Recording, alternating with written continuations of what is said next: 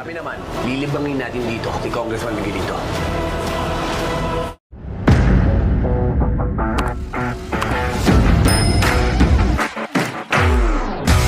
Nag-offer si Miguelito ng presyo sa mga diamante. Maaga pa lang ay nilinaw na niya na interesado siya sa mga ito at handa siyang bayaran ito ng cash sa oras na pumayag si Tanggol sa kaniyang alok. Tahimik ang paligid habang naghihintay siya ng sagot, inaasahang maaabot agad ang kasunduan. Agad tumanggi si Tanggol sa alok ni Miguelito. Maliit ang tingin niya sa presyong ibinigay nito.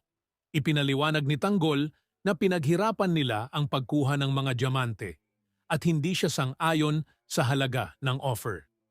Hindi raw patas ang alok kung ikukumpara sa risk na pinasok nila para lang makuha ang mga ito. Nag-react si Miguelito matapos marinig ang pagtanggi. Muling inulit niya na interesado siya sa mga diamante at nanindigang gusto pa rin niya itong bilhin.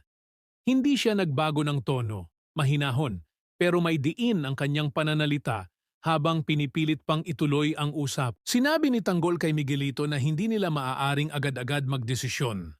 Kailangan pa raw nilang pag-isipan ito ng mabuti at pag-usapan bilang grupo bago magbigay ng final na sagot. Nagsalita ang isa sa mga tauhan ni Tanggol. Ayon sa kanya, tila hindi sila magkakasundo kay Miguelito.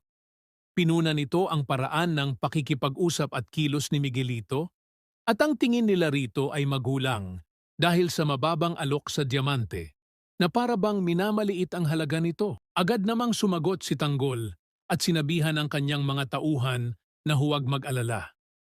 Ipinahiwatig niya na may plano siyang hindi inaasahan ni Miguelito. Hindi na siya nagdetalye pa, ngunit malinaw sa kanyang tono na may hinahandang kilos na ikagugulat ni Miguelito. Binalaan ni Divina si Tanggol. Sinabi niya na mag-ingat siya sa mga susunod na hakbang, lalo na't si Miguelito ay tatakbong mayor. Kapag nanalo ito, posible raw na resbakan sila. Kapag nalaman ang may kumpiyansa namang sumagot si Tanggol at sinabing siya ang bahala. Ipinahayag niya na plano nilang aabangan ang mga foreigners pagkatapos ng transaksyon at sa kanila isasagawa ang double cross na hindi inaasahan ni Miguelito. Ipinaliwanag ni Tanggol sa kanyang grupo na magpapanggap silang naglilibang para hindi mahalata ni Miguelito ang mga galaw nila. Siniguro niya na hindi dapat mapansin ang tunay nilang intensyon habang isinasagawa ang plano. Samantala, sa pamilya Benito, habang sila ay naglalamay, may isang taong dumating at nagsabing karma ang tawag diyan. Walang ibang sinabi ang bisita, ngunit malinaw ang paninindigan sa binitiwang salita. Narinig ito ni Fatima at agad siyang nagalit. Anya, dapat silang bigyan ng respeto dahil may namatayan sila. Hindi raw makatao na habang sila ay nagluluksa, pinagchichismisan pa sila. Galit na galit si Fatima at hindi napigilan ang kanyang damdamin. Sinagot sila ng kaaway nila. Ayon dito, nagsasabi lang siya ng totoo. Karma na raw talaga ang nangyari dahil puro pambubudol ang ginawa ng pamilya ni Fatima noon.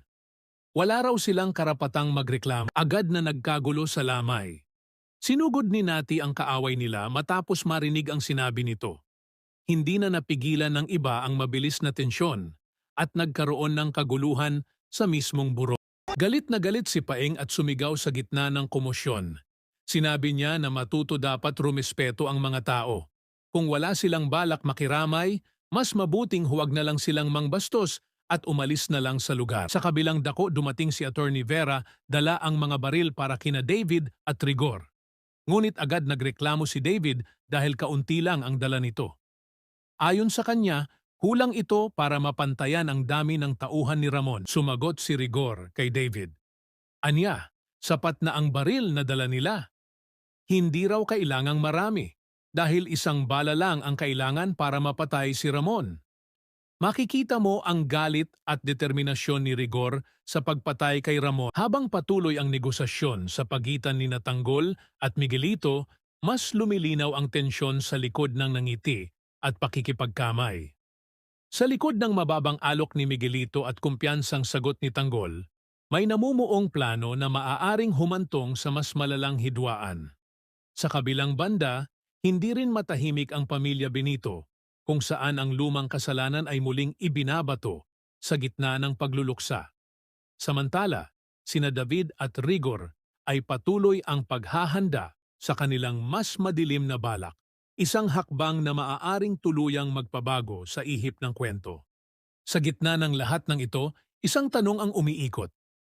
Hanggang saan kayang panindigan ng bawat karakter ang kanilang galit, paninindigan at pagkakakilanlan sa gitna ng kapangyarihan, pagkakaibigan at paghihigante? Sa comment section, huwag kalimutang mag-subscribe at i-click ang notification bell ng Batang Quiapo.